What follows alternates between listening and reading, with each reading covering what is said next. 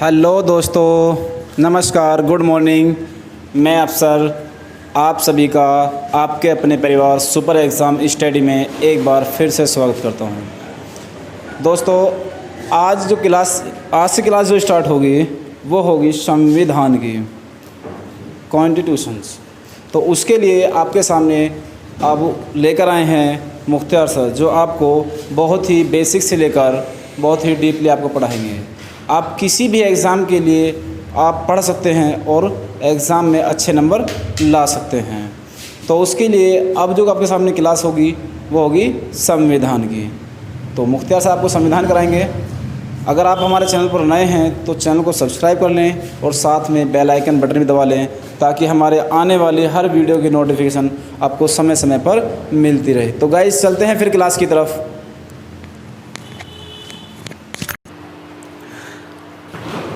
Hello दोस्तों, good morning, नमस्कार। मैं आपके अपने परिवार सुपर एग्ज़ाम स्टडी में आपका एक बार फिर से हार्दिक स्वागत करता हूं। तो मैं आशा करता हूं कि आप बहुत स्वस्थ और अच्छे होंगे। तो साथियों, आज जो हम बात करने वाले हैं वो बहुत ही मोस्ट इम्पोर्टेंट सब्जेक्ट भारतीय राज्य व्यवस्था, इंडियन पॉलिटी की बात करने वाले हैं। वो बहुत मोस्ट इम्पोर्टेंट सब्जेक्ट है, जैसे कि UP police, Delhi police, UPSI, Delhi SI, railway group D, railway NTPC के लिए बहुत ही महत्वपूर्ण। तो साथियों, आज हम बात करने वाले हैं भारतीय संविधान। तो हम शुरू करते हैं। संविधान भारतीय राज्य व्यवस्था यानी भारतीय संविधान, इंडियन पॉलिटी। संविधान का निर्माण, या हम बात करते हैं संविधान क्या है। संविधान क्या है? तो संविधान नियमों या उपनियमों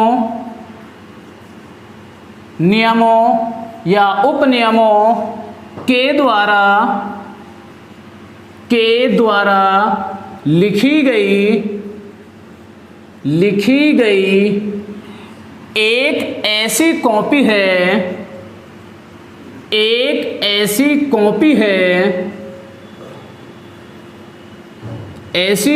है जिससे हमें ये पता चलता है कि सरकार कैसे चलेगी।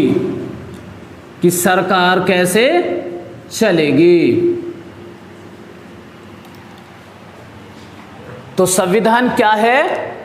नियमों और उपनियमों द्वारा लिखी गई एक ऐसी कॉपी है जिससे हमें यह पता चलता है कि सरकार कैसे चलेगी। तो हम बात करते हैं कि संविधान हमारे लिए क्यों महत्व रहा, या संविधान की हमें क्यों आवश्यकता पड़ी। तो बात करते हैं जैसे कि किसी व्यक्ति के बारे में। व्यक्ति रहते हैं समूहों में या समुदाय में। जब व्यक्ति समूह या समुदाय में रहते हैं और इनको व्यवस्थित करने के लिए कोई नहीं होता, तो इनमें क्या होगा?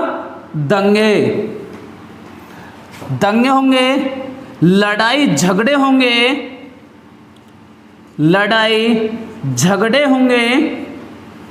और जब इनमें दंगे और लड़ाई झगड़े होंगे तो इनमें विकास नहीं होगा। जब इनमें विकास नहीं होगा तो इसलिए ही इनको व्यवस्थित ढंग से चलाने के लिए या व्यवस्थित करने के लिए एक सरकार गठित की जाती है। सरकार गठित की जाती है या सरकार गठित करनी होती है। व्यवस्थित क्रम को चलाने के लिए एक सरकार गठित करनी होती है। अब सरकार गठित की तो सरकार को भी ये क्या पता कि सरकार अब कैसे चलेगी, इनको कैसे व्यवस्थित किया जाएगा। तो इसलिए सरकार को भी संविधान की आवश्यकता होती है। संविधान की आवश्यकता होती है ताकि सरकार ये देखे क्या नियमों के द्वारा इनको कैसे व्यवस्थित किया जाए। तो इसमें तीन चीज़ होती हैं, जैसे कि कार्यपालिका, विधायिका, न्यायपालिका।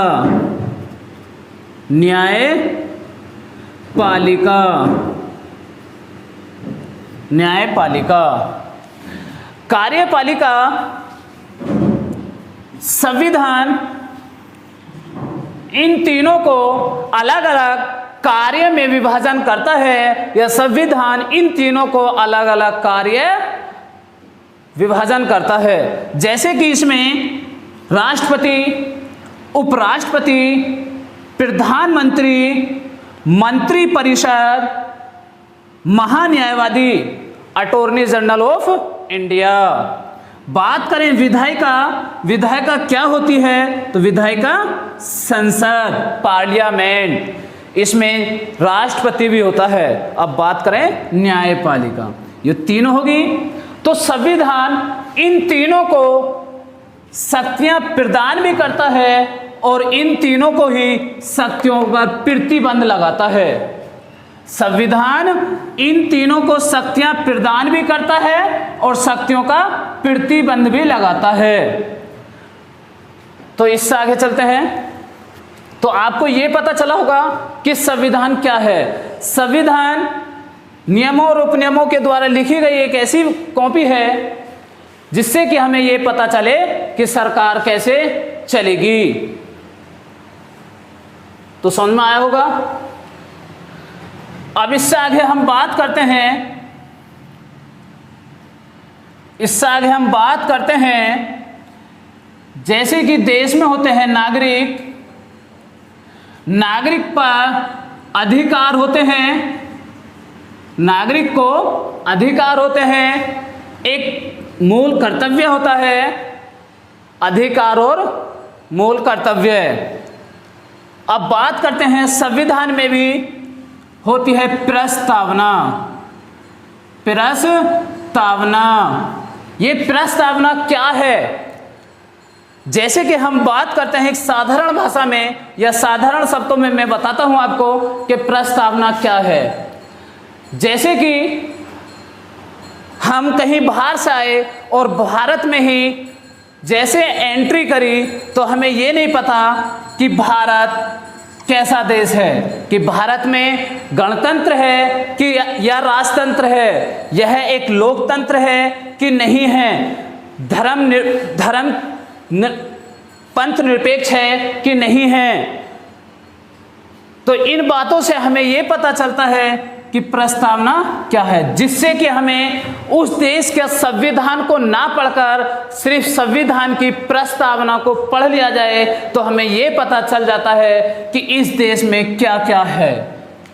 तो प्रस्तावना ये होती है। अब इससे आगे हम चलते हैं संविधान का निर्माण। संविधान का निर्माण, आपको पता चल गया होगा कि हमें संविधान की क्यों आवश्यकता पड़ी या संविधान क्या होता है।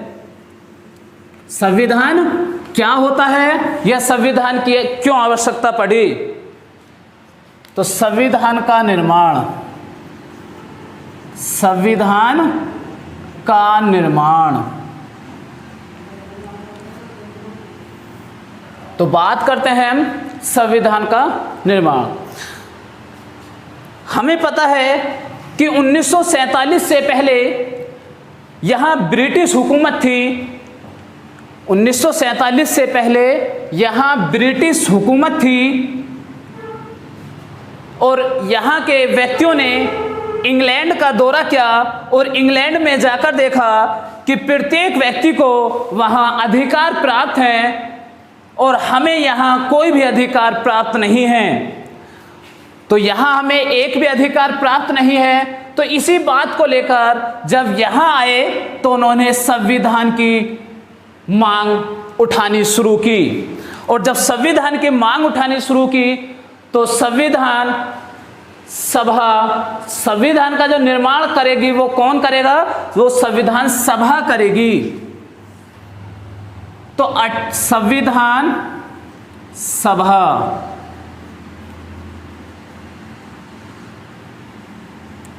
संविधान का जो निर्माण करेगी वो कौन करेगी? संविधान सभा। तो 1895 में बाल गंगाधर तिलक ने स्वराज बिल विधेयक पेश किया। स्वराज बिल विधेयक पेश किया, जिसमें हमें ये पता चला कि संविधान के सिद्धांत क्या हैं, और इस बात से हमें ये भी पता चला कि संविधान सभा भी कोई चीज होती है। तो एक कब कहा? 1895 में बाल गंगाधर तिलक ने। तो 1922 में महात्मा गांधी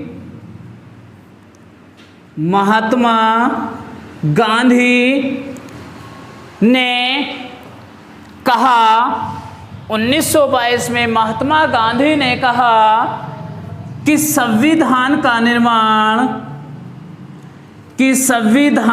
निर्माण संविधान सभा करेगी। संविधान सभा करेगी। संविधान का निर्माण संविधान सभा करेगी, और यह भारतीयों की इच्छानुसार होगा। भारतीयों की इच्छानुसार होगा। इच्छानुसार होगा। अब ये महात्मा गांधी ने कहा क्या था?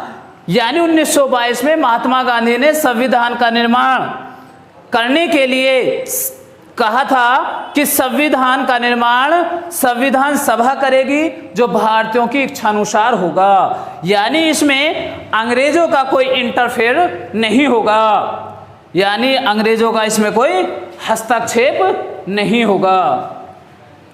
तो महात्मा गांधी ने 1922 में कहा था।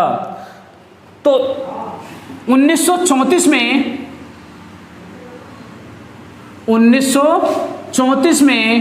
औपचारिक रूप से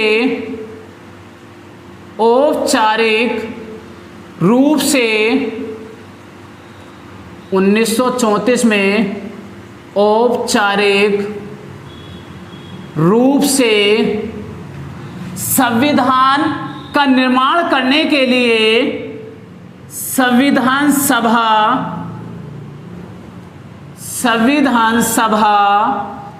की मांग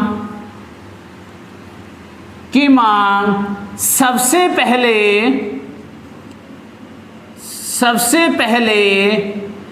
एम.एन. राय ने की थी। यानी 1895 में बाल गंगाधर तिलक ने एक स्वराज बिल विधेयक पास किया, जिसमें संविधान के सिद्धांतों का पता चला, और हमें इस बात से यह भी पता चला कि संविधान सभा भी एक चीज होती है। 1922 में महात्मा गांधी ने कहा कि संविधान का निर्माण संविधान सभा करेगी, जो भारतीयों की इच्छानुसार होगा। 1934 में औपचारिक रूप से संविधान सभा की मांग सबसे पहले एम.एन. राय ने की थी। इसी बात को पॉपुलर करने के लिए या इसी बात को लोकप्रिय करने के लिए पंडित जवाहरलाल नेहरू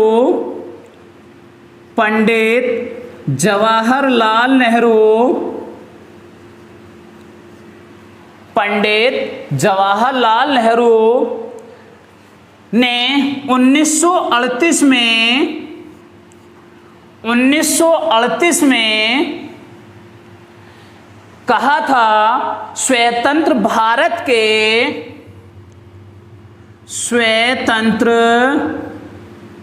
भारत के संविधान का निर्माण,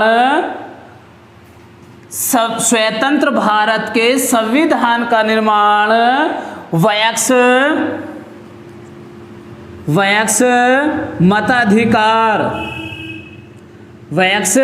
मताधिकार के आधार पर होगा और इसमें ब्रिटिश हुकूमत का कोई रोल नहीं होगा। ब्रिटिश के बिना हस्तक्षेप के होगा।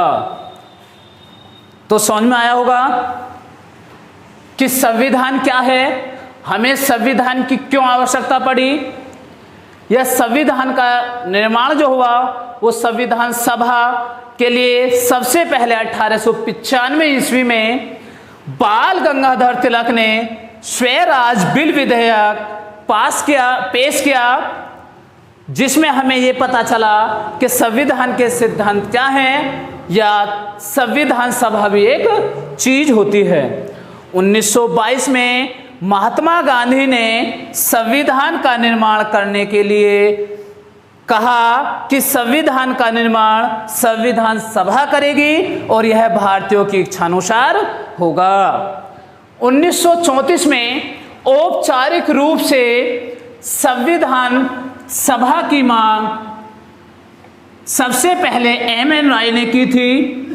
इसी बात को लोकप्रिय करने के लिए पंडित जवाहरलाल नेहरू ने 1938 ईस्वी में कहा था स्वतंत्र भारत के संविधान के निर्माण वयस्क मताधिकार पर होगा। तो समझ में आया होगा। अब जब ये पंडित जवाहरलाल नेहरू ने 1938 में कहा था तो तभी 1939 में द्वितीय विश्व युद्ध होता है और जब द्वितीय विश्व युद्ध होता है तो वहाँ जापान की शक्ति बढ़ने लगती है और जब जापान की शक्ति बढ़ने लगती है तो अमेरिका, चीन और ऑस्ट्रेलिया की निगाह होती है भारत पर। तो अमेरिका, ऑस्ट्रेलिया और चीन ने इंग्लैंड पर दबाव बनाया। इंग्लैंड पर दबाव बनाया और कहा कि आप भारत को स्वतंत्र करो या मत करो, लेकिन भारत को दूसरे विश्व युद्ध में शामिल करो, दूसरे विश्व युद्ध में शामिल करो। तो ब्रिटिश हुकूमत या अंग्रेजों ने सोचा कि भारतीयों को बहला फुसलाकर इस दूसरे विश्व युद्ध में शामिल कर लिया जाए। तो दूसरे विश्व युद्ध में शामिल करने के लिए अंग्रेजों ने भारतीयों से कहा कि जो पंडित जवाहरलाल नेहरू ने बात कही थी उस बात के लिए हम मानने के लिए तैयार हैं। तो पंडित जवाहरलाल नेहरू ने क्या बात कही थी कि स्वतंत्र भारत के संविधान का निर्माण वयस्क मताधिकार के आधार पर किया जाएगा। तो अंग्रेजों ने कहा कि हम इस बात को मानने के लिए तैयार हैं और आप दूसरे विश्व युद्ध में हमारा साथ दो। तो भारतीयों ने जो इस बात को कहा था कि आप हमारा साथ दो, हम इस बात के लिए मानने के लिए तैयार हैं जो पंडित जवाहरलाल नेहरू ने कहा था, तो उसको क्या नाम दिया था? तो ये 1940 में कहा था, जिसे नाम दिया गया अगस्त प्रस्ताव। अगस्त प्रस्ताव। तो भारतीयों ने सोचा यह सिर्फ हमें बहला फुसला कर दूसरे विश्व युद्ध में शामिल करना चाह रहे हैं, क्या पता कि ये हमें स्वतंत्र ना करें। तो भारतीयों ने इसको ठुकरा दिया। तो फिर कुछ समय बाद 1942 में अंग्रेज़ों ने भारत में एक क्रिप्स मिशन भेजा। क्रिप्स मिशन भेजा। क्रिप्स मिशन भेजा 1942 में। उसने कहा था कि दूसरे विश्व युद्ध में भारत हमारा साथ देगी, भारत हमारा साथ देगा दूसरे विश्व युद्ध में। तो जैसे ही युद्ध समाप्त होगा, तो युद्ध समाप्त होते ही हम भारत में संविधान का निर्माण कर देंगे और भारत को स्वतंत्र कर देंगे। तो इस बात को देखते हुए भारतीयों ने इसको भी ठुकरा दिया था। इस बात को भी भारतीयों ने ठुकरा दिया था। और इसी बात को लेकर महात्मा गांधी ने एक बात भी कही थी। जब 1942 में क्रिप्स मिशन भारत आया था और उसने कहा था कि दूसरे विश्व युद्ध में भारत हमारा साथ देगा या दूसरे विश्व युद्ध में भारत इस युद्ध में शामिल होता है, और जैसे ही दूसरा विश्व युद्ध समाप्त होगा तो हम भारत के संविधान का निर्माण कर देंगे और संविधान को, भारत को स्वतंत्र कर देंगे। तो महात्मा गांधी ने इस क्रिप्स मिशन को लेकर एक बात कही थी, यह तो एक ऐसा चेक है, यह तो एक ऐसा चेक है जिसका बैंक पहले ही नष्ट हो गया है, नष्ट हो गया। तो 1942 में जब क्रिप्स मिशन भारत आया तो उसके लिए महात्मा गांधी ने कहा था कि यह तो एक ऐसा चेक है जिसका बैंक पहले ही नष्ट हो गया है। यानी उन्होंने कहा था कि जब जिस बैंक का ये चेक है, अगर वह बैंक पहले ही नष्ट हो गया तो हम इस चेक को किस बैंक में लगाएंगे।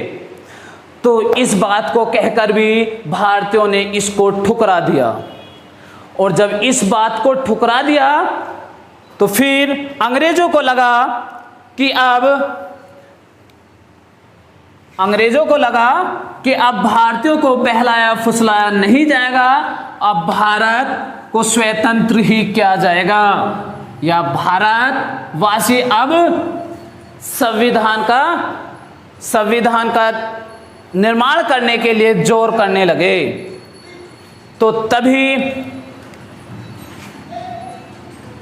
कैबिनेट मिशन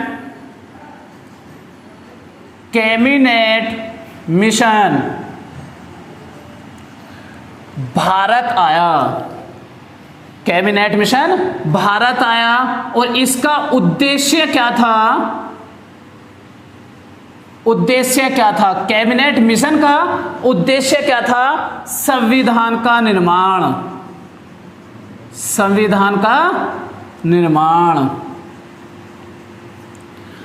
यानी कैबिनेट मिशन का उद्देश्य क्या था? संविधान का निर्माण। अब क्वेश्चन बनता है कि संविधान का निर्माण किसके आग्रह पर किया गया? तो कैबिनेट मिशन के आग्रह पर किया गया। या संविधान का निर्माण किसकी संतुष्टियों पर किया गया? तो कैबिनेट मिशन की संतुष्टियों पर किया गया। यस, कैबिनेट मिशन का उद्देश्य क्या था? संविधान का निर्माण। तो इसको हमें यहाँ कैबिनेट मिशन का जो उद्देश्य था वो यही उद्देश्य था कि संविधान का निर्माण किया जाए। अब संविधान का निर्माण किया जाएगा तो संविधान का निर्माण करने के लिए संविधान सभा गठित की जाएगी।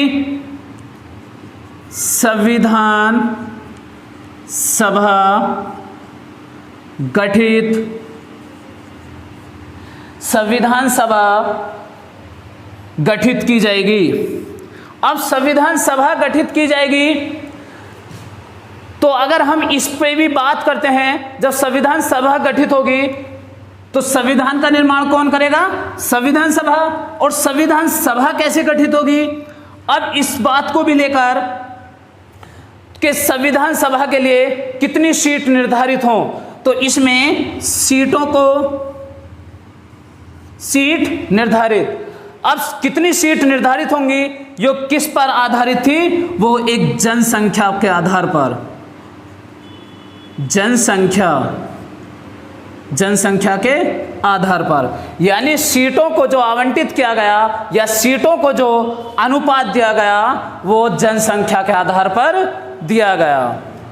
यानी कितनी सीट होंगी और कैसे होंगी? तो ये जो सीट निर्धारित की गई थी, वो सीट निर्धारित की गई थी कि 10 लाख जनसंख्या पर एक सीट होगी। 10 लाख जनसंख्या पर एक सीट होगी। और इस तरह से टोटल कितनी सीट हुई थी? 389। यानी 10 लाख जनसंख्या पर एक सीट होगी, और इस तरह से कुल कितनी सीट हुई? 389। और लगभग उस टाइम टोटल देश की आबादी 40 करोड़ थी, लगभग में 40 करोड़। तो 10 लाख जनसंख्या पर एक सीट आवंटित की गई, तो टोटल 389 सीट आवंटित की गई। अब इन 389 सीटों को भी कैसे आवंटित किया जाएगा? अब ध्यान देना, तो समझ में आया होगा। टोटल सीट कितनी निर्धारित की गई? टोटल सीट निर्धारित की गई 389। तो 389 सीटों को कैसे संशोधित किया गया? 389 में से टोटल 389 थी, 389 इसमें से ब्रिटिश प्रांत और देसी रियासत, तो कुल 389 सीट थी, जिसमें से ब्रिटिश प्रांत 296 और देसी रियासतें कितनी थी? 93। ब्रिटिश प्रांत में 296 थी, जिसमें से 292 ब्रिटिश प्रांत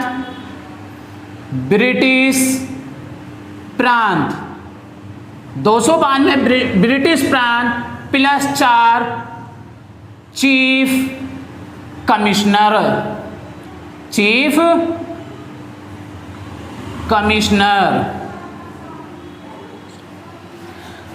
जो 389 टोटल सीट थी, उसमें से ब्रिटिश प्रांत के हिस्से में गई 296 और देसी रियासत के हिस्से में 93। जो ब्रिटिश प्रांत में थी 296, उसमें से 292 ब्रिटिश प्रांत यानी ब्रिटिश गवर्नर, और यहाँ 4 थी चीफ कमिश्नर। अब ये चीफ कमिश्नर कौन कौन से थे? तो इन 4 चीफ कमिश्नर कहाँ कहाँ थे? तो पहले दिल्ली, अजमेर, मारवाड़, दिल्ली, अजमेर, मारवाड़, कुर्ग, बिलूचिस्तान।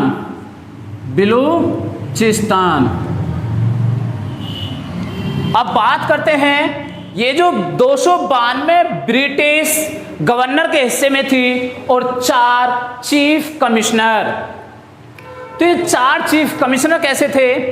ये वो होते हैं, जैसे कि आज वर्तमान में बात करते हैं कि राज्य और केंद्र शासित प्रदेश, तो उस टाइम के जो 4 चीफ कमिश्नर थे वो आज की तरह, जो आज केंद्र शासित प्रदेश होते हैं उनकी तरह होते थे।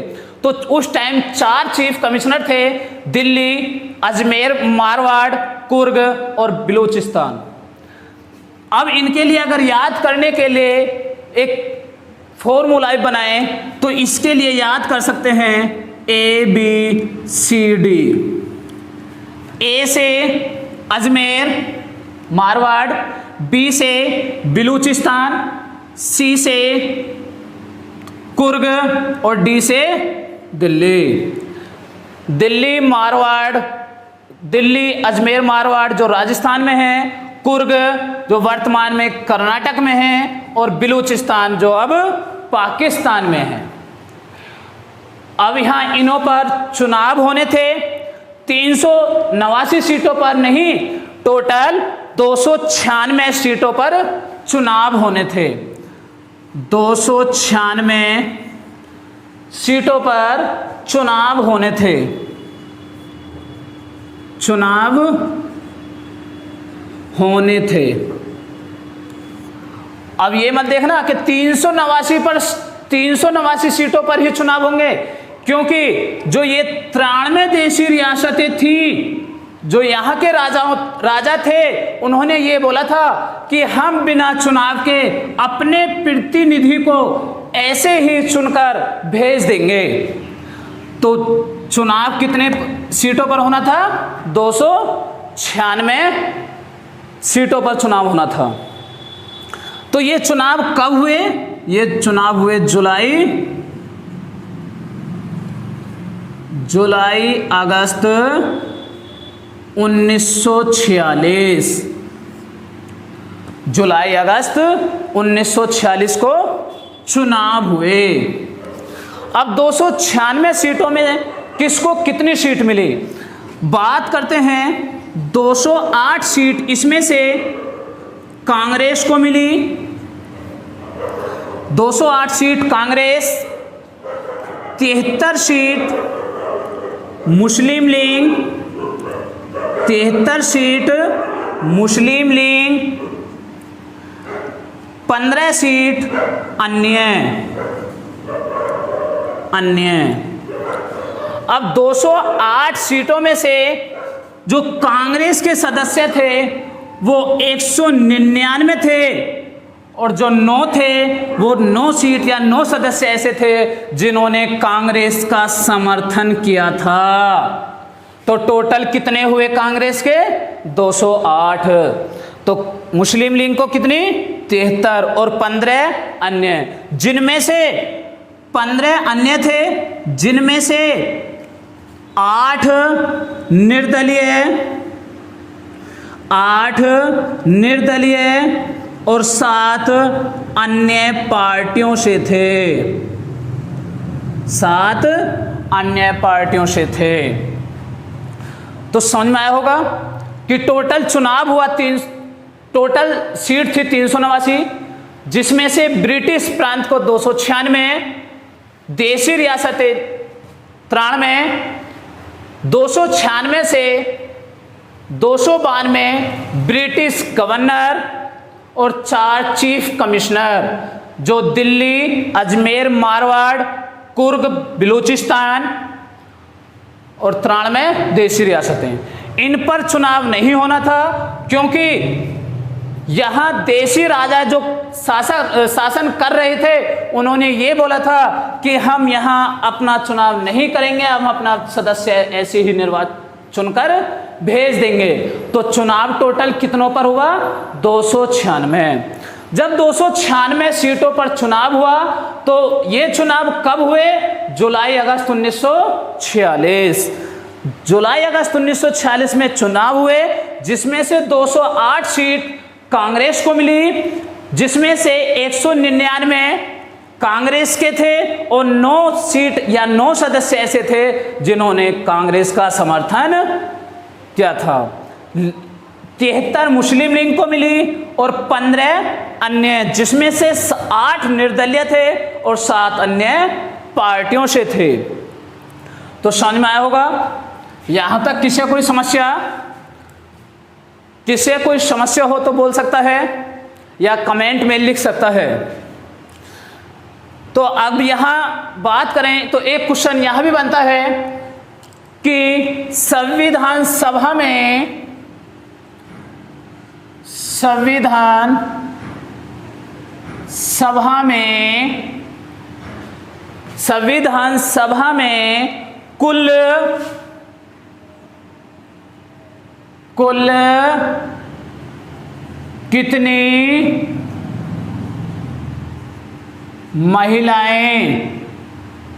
कुल कितनी महिलाएं थीं? तो संविधान सभा में कुल कितनी महिलाएं थी? 15। संविधान सभा में कुल कितनी महिलाएं थी? 15। तो साथियों समझ में आया होगा। किसी कोई डाउट हो या कोई समस्या हो या कैसी समझ में ना आया हो तो कमेंट में लिख सकता है।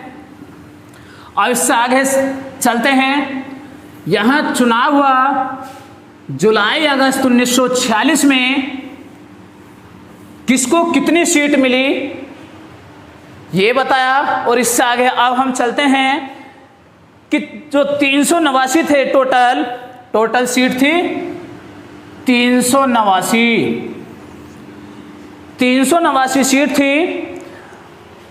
इनमें से 93 जो थी वो तो देशी रियासत थी, देशी रियासतें। इन सीटों को अगर हम समुदाय के आधार पर बांटें तो टोटल समुदाय के आधार पर 3 भागों में बांटा गया। अब 3 भागों में बांटा गया। कौन कौन से? सामान्य, मुस्लिम और तीसरा सिख। किसको कितनी उन्होंने बांटा गया? तो बात करते हैं सिख को 4, मुस्लिम लीग को या 79 और सामान्य को कितनी? देखो सिख को 4, मुस्लिम को 79 और जो सिख और मुस्लिम के अलावा जो भी थे वो सभी को रखा सामान्य में, जिसके 213। अब 213 ये 296 हुए। 93 देशी रियासतें थी। इसमें से जब मुस्लिम लीग को पता चला कि सिर्फ 79 हैं और सीटें जो मिली थी वो मुस्लिम लीग को कितनी सीट आई थी, चुनाव हुआ था तो उसमें 73 सीटें मिली थी मुस्लिम लीग को। तो मुस्लिम लीग को पता चला कि कुल सीटों का 25% भी नहीं है। अगर कुल सीटों का 25% भी नहीं है तो अपनी स्थिति तो बहुत कमजोर है। तो इसी बात को लेकर जो संविधान सभा की बैठक होने वाली थी, संविधान सभा की जो बैठक होने वाली थी उसका बहिष्कार किया मुस्लिम लीग ने। जैसे कि जो संविधान सभा की प्रथम बैठक हुई थी 9 दिसंबर 1946 को संविधान सभा की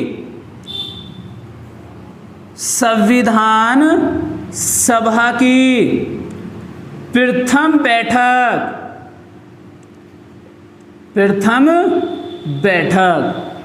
जब 9 दिसंबर 1946 को संविधान सभा की प्रथम बैठक हुई तो इसका बहिष्कार किया मुस्लिम लीग ने।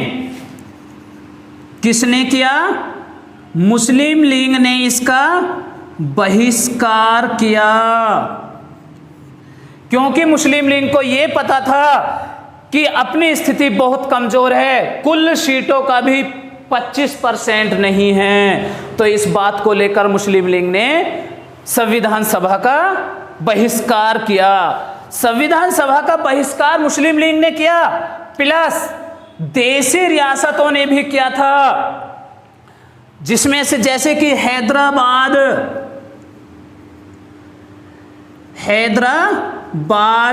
जो हैदराबाद का उस टाइम का शासक था वो था निजाम।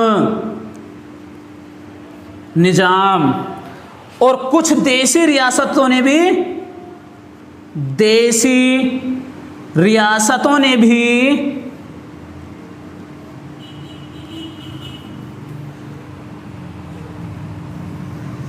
हैदराबाद और देशी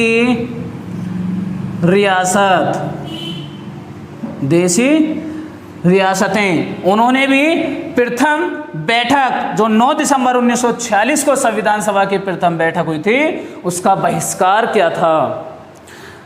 तो इसलिए जब इन्होंने बहिष्कार किया तो ये तो निश्चित था कि जब मुस्लिम लीग के सदस्य वहां प्रथम बैठक में नहीं पहुंचे और देशी रियासतों के भी कुछ नहीं पहुंचे, तो इस प्रथम बैठक में टोटल कितने लोग उपस्थित हुए? तो संविधान सभा की प्रथम बैठक 9 दिसंबर 1946 को हुई थी, जिसमें 207 सदस्य उपस्थित थे। कितने? 207 सदस्य उपस्थित थे। और ये 207 सदस्य उपस्थित थे, इनमें कितनी महिलाएं उपस्थित थीं? अगर बात करें कि संविधान सभा में टोटल कितनी महिलाएं थी, तो टोटल थी 15 महिलाएं थीं। लेकिन संविधान सभा की प्रथम बैठक में टोटल 207 लोग उपस्थित हुए, जिनमें से 9 महिलाएं थीं। कितनी महिला थी? 9 महिलाएं थी। अब ये 9 महिला थी। अब ये जो संविधान सभा प्रथम बैठक हुई, अब जहां भी इतने सदस्य बैठे हैं तो इन सदस्यों को कोई एक मुखिया तो होना चाहिए जो इनको व्यवस्थित करे। तो जो वहां 207 सदस्य उपस्थित थे, उनमें सबसे वरिष्ठ व्यक्ति, सबसे उम्रदराज व्यक्ति डॉक्टर सच्चिदानंद सिन्हा थे। डॉक्टर सच्चिदानंद सिन्हा। जो प्रथम बैठक हुई 9 दिसंबर 1946 को, उसमें डॉक्टर सच्चिदानंद सिन्हा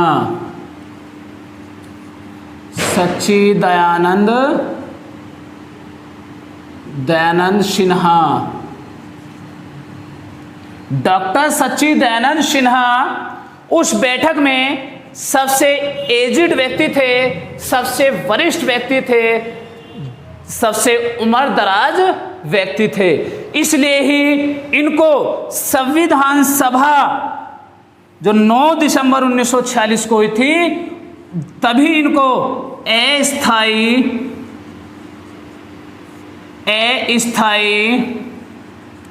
अध्यक्ष चुना गया।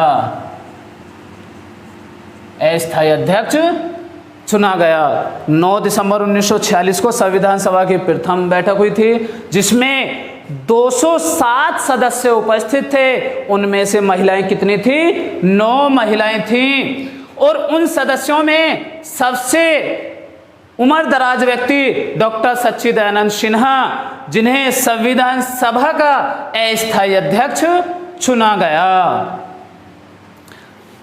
तो आप सभी को समझ में आया होगा। किसी कहीं से कोई समस्या आई हो या किसी के समझ में ना आया हो तो कमेंट कर सकता है। तो आज हम अपनी क्लास यही बंद करते हैं। तो जो साथी आज नए जुड़े हैं वो हमारे चैनल को सब्सक्राइब करें और बेल आइकन की घंटी को भी बजाएं, ताकि हमारी आने वाली हर वीडियो का नोटिफिकेशन आप तक आसानी से पहुंच सके। तो आज की क्लास हम यहीं बंद करते हैं और फिर मिलते हैं अगली क्लास में।